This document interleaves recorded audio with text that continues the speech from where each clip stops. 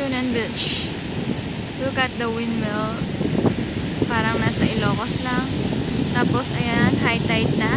Kanina, ang taas-taas ng alon. Yan ang kabuuan. Tapos, yun, may mga family pa kanina. Kanina, ang dami nag-reserve. Diyan ng mga foreigner. Kasi libre lang dito. Kaya, maraming nagpupunta. One of my best experience here in Taiwan, kaya binibidyo ko siya. Yung mga friends ko, nasa taas pa sila, kaya hindi ko pa sila nakocover. Ayan. Ayan po, kamuan. That's it. Okay. Ayan yung pinanggalingan ko kanina. At nandito ko ngayon. Pakita ko yan. Nakakapagod umakyat. But, carry lang. Yan. Yan po.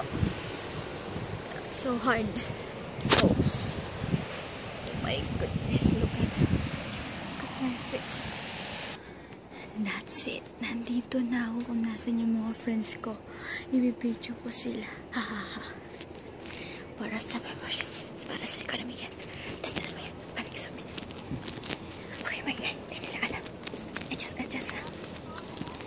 Madilim na po. Ayan sila. Yung place namin. Ayan.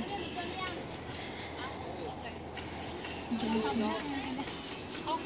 Where's the others? Changey. That's it. Look. They make punas-punas. The others, di ko alam kung nasan sila. Okay, sige. Bye-bye. Busy sila. Bye-bye. Making some memories with friends. Okay. Bye-bye. Guys.